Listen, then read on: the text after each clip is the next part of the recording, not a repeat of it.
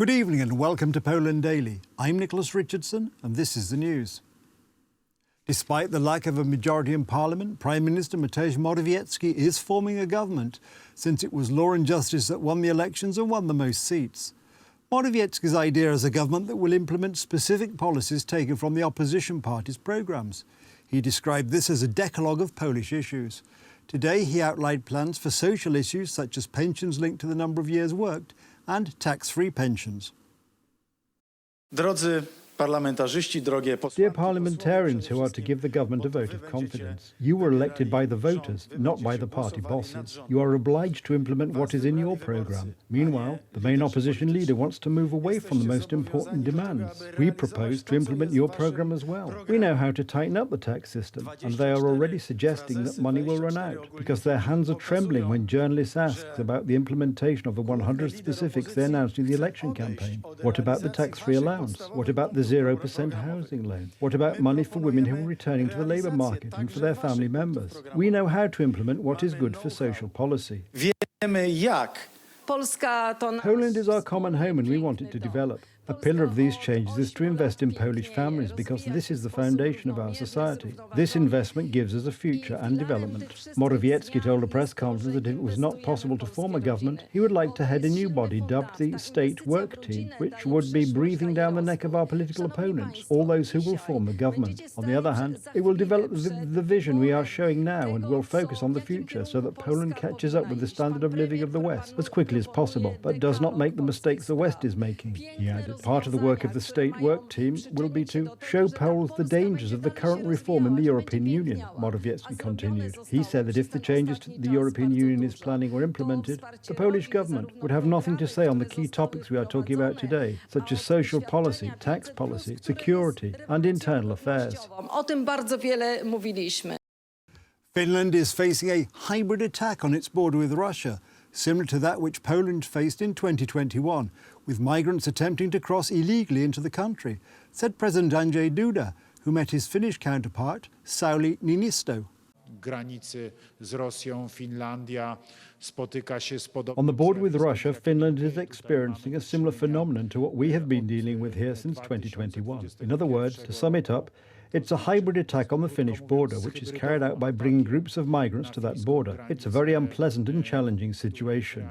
We managed to defend this border and we consistently do it as part of our European commitments. With full responsibility, as I mentioned, we understand the situation Finland is facing today. We understand the decisions made by Finnish authorities, and I assured the President of our support and readiness to assist. Niinisto said it had become impossible to return asylum seekers who did not meet the criteria for protection, and that this had to be taken into account when policies are set. I konsekwentnie realizujemy to właśnie także w ramach naszych zobowiązań europejskich. You referred to the problems we are facing in border. You have seen it now 2 years. We met it first time 2015, then it ended and now begun again. And the main core of this problem is when we talk about human rights. They are important and we want to respect them. But we have to take notice also to national security. And now that it seems that deportation of those migrants who don't meet the criteria of asylum has become impossible. But I want to thank you, Mr. President, Andrzej, Poland, for a very, very solid support to our NATO membership.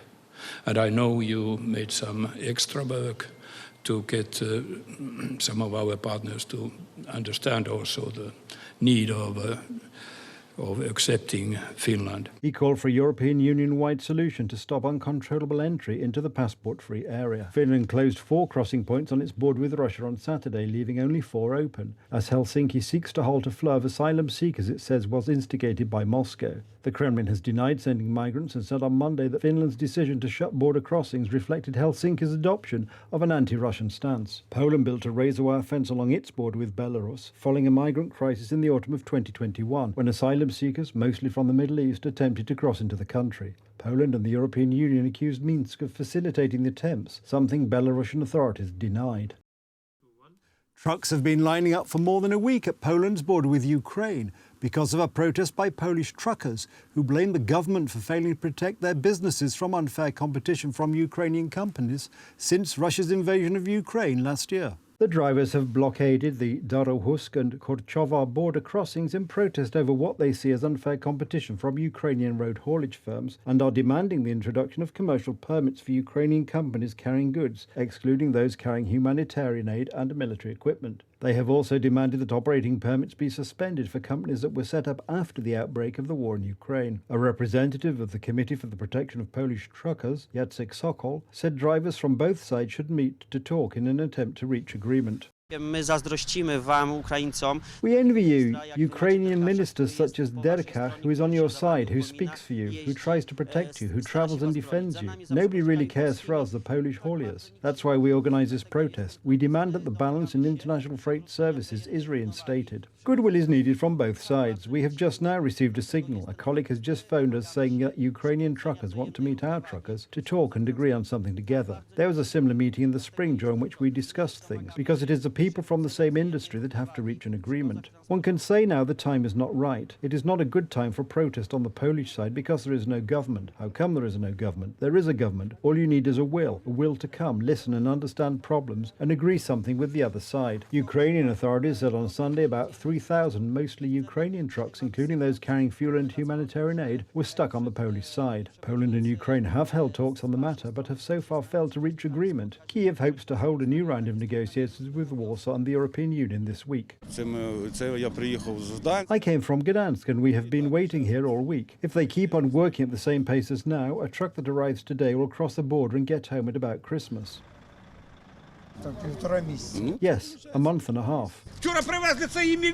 Yesterday they brought us some effing instant noodles. Bloody hell, who needs them? Bring us some fuel instead, people are freezing here. And you, the media, produce some PR here, show the queue, but nothing is done on our side of the border. In Ukraine, while we have been rotting away here for weeks. Go and do something there for F's sake. We have been abandoned here. We are like hostages. Hostages in power games. What else can I say? If the government doesn't solve problems, who else can solve them? Here, nobody's doing anything. Poles, they came and asked, where are you going? They took out batons and told us to go back. Look, there is a queue all the way to Krakow. All parking lots on the way are full. After an 11-hour train ride from Poland to Ukraine, United States Defense Secretary Lloyd Austin arrived in Kiev to, as he put it on social media, meet with Ukrainian leaders. I'm here today to deliver an important message. The United States will continue to stand with Ukraine in their fight for freedom against Russia's aggression, both now and into the future.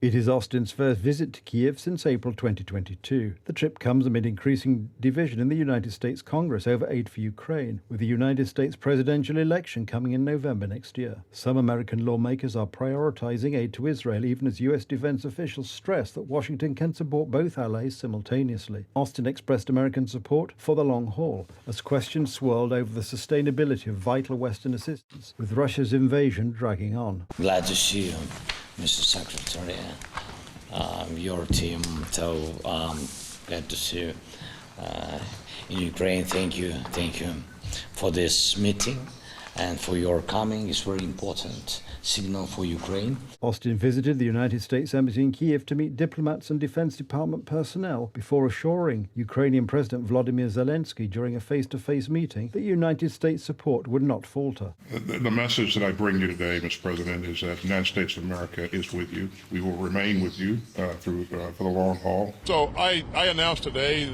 another $100 million drawdown using presidential drawdown authority that it'll provide additional artillery munitions, additional interceptors for air defense, and a number of anti-tank weapons as well. So, our support continues, but you're right. Other allies and partners are also stepping up to the plate as well. Let me tell you that the people of the United States of America and the people around the world have been absolutely impressed by your courage, your commitment, and your willingness to do what it takes to protect the sovereignty of Ukraine. The United States has provided over $40 billion in security aid to Ukraine since Russia's invasion and pledged to back Kyiv for as long as it takes. But opposition from hardline Republicans has raised doubts about the future of US assistance. Austin's visit comes after Kyiv announced it had pushed Russian forces back several kilometres from the banks of the Dnipro River. That's the news. Thank you for watching. Stay with us for the weather, Poland Daily Business and more programmes. But from me, it's have a good night and a better tomorrow.